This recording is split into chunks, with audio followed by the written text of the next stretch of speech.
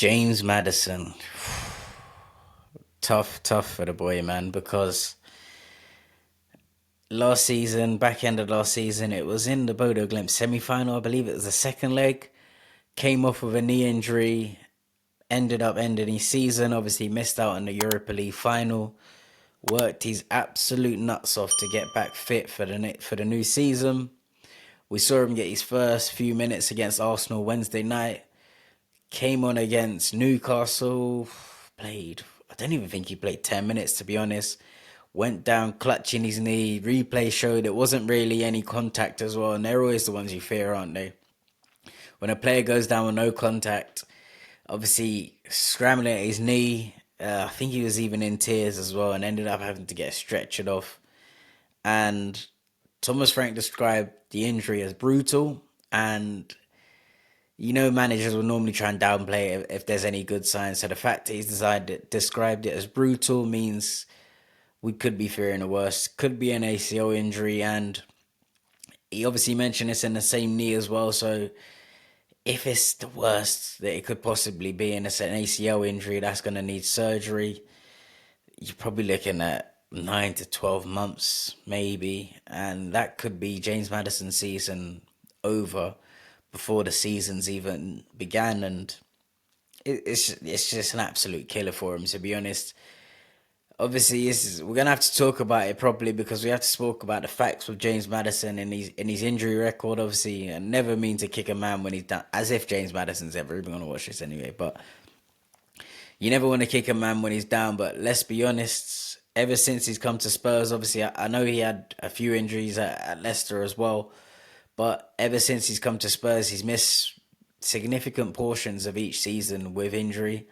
And that's just not the greatest, to be honest. And obviously, we've got a big hole in that creative slot as well. We really saw over pre-season without Kulusevski in there, without James Maddison in there. We really struggled to create. And you need a player with that bit of magic. And that's what James Maddison has. And that's what he brings to us. So when he's fully fit and firing, he's outstanding. But unfortunately, at Spurs, we just haven't seen it enough. And I believe he's actually, now that Son's obviously leaving, I believe James Maddison is the highest player at the club. So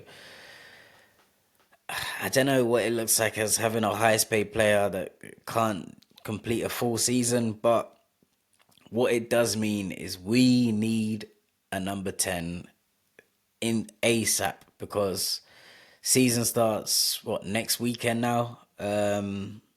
Obviously, we've got the Super Cup in 8 days, and we need to get a move on. Even if we were to get a number 10 this week, obviously, it's not going to be the greatest preparation, but we need to get something in there straight away. I don't want to see any of these stop gaps. Yes, I know Mohamed Kudus can play there, but he's probably better on the right. I've seen a few people talk about Jamie Donnelly. Let's be honest. Yes, Jamie Donnelly's a top talent, but we cannot be relying on him. Was he 19, 20 years old to be filling that creative gap left by a senior figure in the club? Don't forget, James Maddison's one of the vice captains as well. You hear about his leadership roles as well, how he tries to bring the squad together, and we can't be expecting a 19, 20-year-old to be doing that. So Spurs need to get on that ASAP. And I remember when the Gibbs White talk was happening and a few people saying, oh, but he plays in the same position as James Maddison. Is he really going to play that much? Yes, because James Maddison has proven that he can't complete a full season. He can't stay fully fit for a full season. And I think this Morgan Gibbs White deal not going through it's just kicked us in the teeth even more, to be honest. But Spurs need to go out and do something ASAP. Obviously, I know they want to talk about squad numbers, but let's be honest. If James Maddison has done his ACL, he's not. We can take him out of the squads anyway because he's obviously not going to be playing anytime soon. In terms of replacement, it's not my job to go and look for replacements. They should know players. They want to do their data and stuff. They can go and look for players like that, but they need to do something ASAP because we cannot be starting the season. We have a creative spark because, as I say, it's just going to kill Thomas Frank because if we're struggling to create chances, obviously we're not going to score goals. And if we don't score goals, you can't win games. And if you don't win games, then the manager's job could really be at risk. So I'd really like to see what they do. Obviously, we play Bayern on Thursday, so I guess we're gonna have a look there. Maybe he might go Kudus in the 10, Johnson on the right.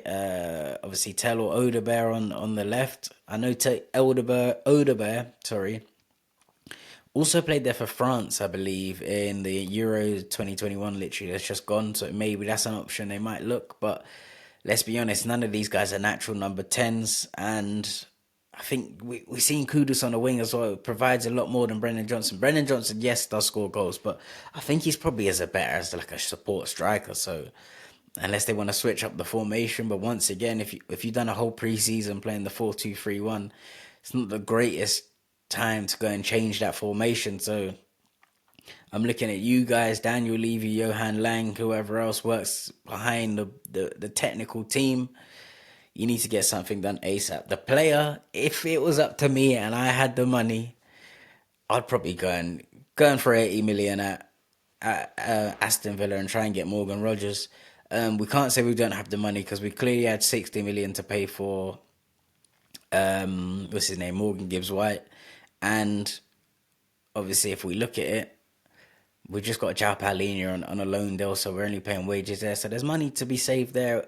I'm sure a few players are going to go out the door as well. So if it was up to me, I'm knocking on the door of Aston Villa. Look, I know you lot got some money issues. I know you don't want to sell him, but here's 80 million. If they don't take 80, throw them 85. Chucking Eve Basuma as well. Because we got to do something ASAP. You guys let me know in the comments what you think as well. Brutal. What do you think about the career of James Maddison? Like, obviously, it is harsh, and as I say, I don't want to kick a man when he's down, but can we really be relying on James Maddison season in season out when what's he been at? This is going to be his third year now, and this is another season he's missing, but he's missed big periods of each season. And as I say, if he misses the whole season again, that's what's he signed, a 4-year deal, 5-year deal? Like, would he have even done 50% of that playing? I really don't know. And obviously, you can see the difference between a fully fit James Maddison and a half fit James Maddison. When he's half fit, he's sort of we carry him on the pitch as well. But let me know in the comments what you think. What would you do?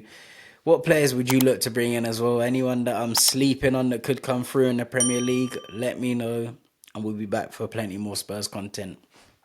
Peace and love.